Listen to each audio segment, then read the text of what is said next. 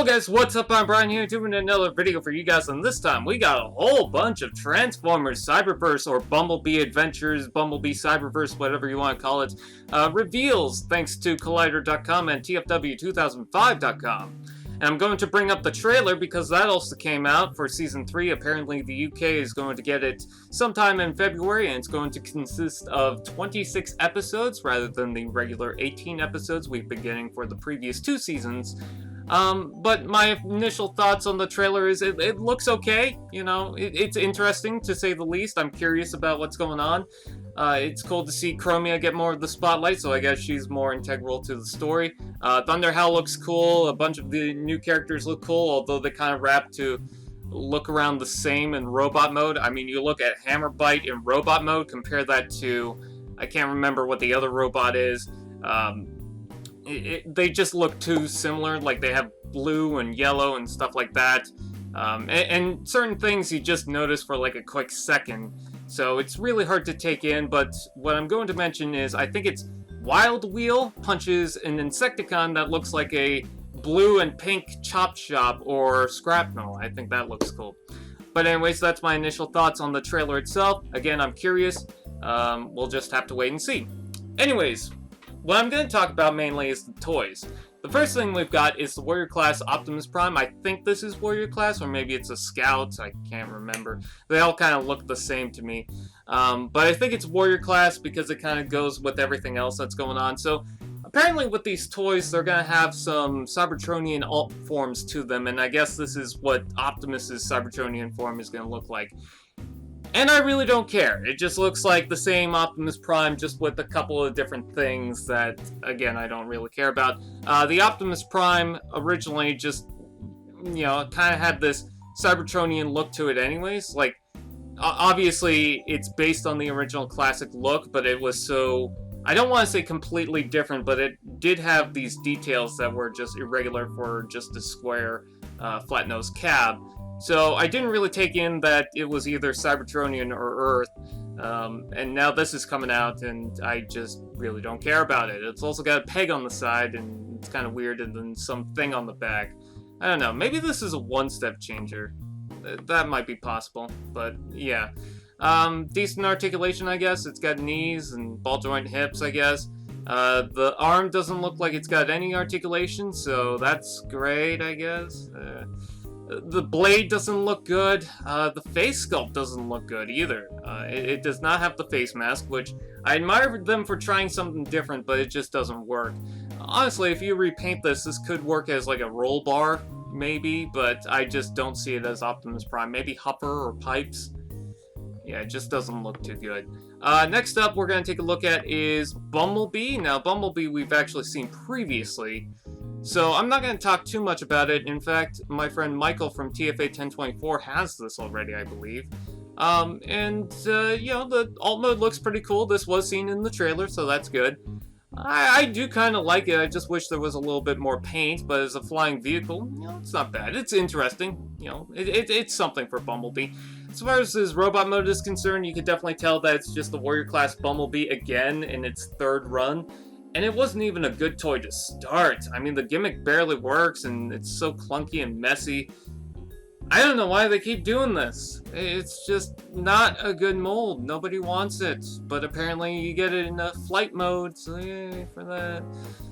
Moving right along, we also have Megatron. This is going to be the, I guess, Cybertronian or updated tank. And it looks a lot better than the previous one, but the previous one looked kind of like garbage anyway, so that's not saying much.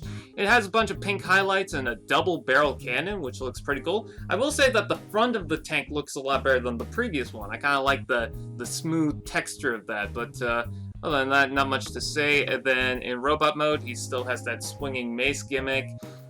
Double barrel cannon, like I mentioned, and pink highlights, which is neat, but otherwise I don't really care for this Megatron. I didn't really care for the Warrior one. The reason why I got that was because it was like $5. So, and then moving right along, we also have Starscream. I do apologize for the smallish pictures. If you guys want a better look at them, I will post links in the description below. But this is just much easier for me right now. As far as Starscream's alt mode, I do really like it. I like the two blades coming out on the front for the wings. I think that's a nice touch. It's got transparent null rays, which kind of reminds me of Transformers Energon.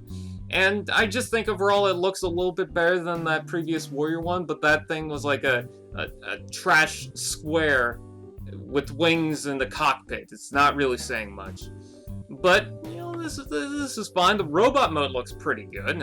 Decent articulation. You know, it's got elbows, shoulders, hips, knees this time. It also looks like it's got head articulation, but I could be wrong about that. In fact, I'm pretty sure. I mean, we've seen stock images of that ultimate Megatron with the head rotated, and you can't actually do that. It does have a gimmick where the null rays will flip up and it's just attached to the wings, which I'm not sure how I feel about that, but I do like the fact that there's detail in the wings. There's painted detail, so that's nice. Overall, just a little more effort in this, I think, and it looks decent. The next one I want to take a look at is, I think this is the Ultra Class Hammerbyte, and this is going to be an Autobot. Kind of reminds me of Hammer Strike. So, creative names, ladies and gentlemen. This one looks pretty cool. I like the blue. I like the light blue. It kind of looks like Whirl if he was a shark. I don't know. But I do like the hammerhead style. I think that's nice. And the detail doesn't really flow because you got these smooth textures, and then you got the fins in the back, and then there's like the tiny fins right there. I don't know. If you have a Skybite, I think this is fine. I wish we could get Skybite and Hammerbyte in the same scale. I think that'd be pretty cool to have them go against each other. As it stands, you know, not bad. The robot mode has this gimmick where it's like the Energon armor things where the armor flips up, except they're using the head this time, which is pretty cool. And then the front jaw that forms on the chest will flip up. I think that's a nice idea. But overall, you know, not bad for a gimmick, but I don't really care. And then the full-on robot mode looks pretty cool. Fully articulated, you know, for the most part. I'm not sure about the head, but, you know, it looks decent for a new character. I will say that the crown-shaped thing going on right there with the bright yellow doesn't really go with the overall toy, mostly because of the head. The head kind of looks generic, and then it just has this trident on the top. But the fins are nice, the detail works, I think it's okay. And then last but not least, for the toys themselves, I'm not going to take too long into the CGI renders, is I believe this is the Deluxe Class Thunderhowl.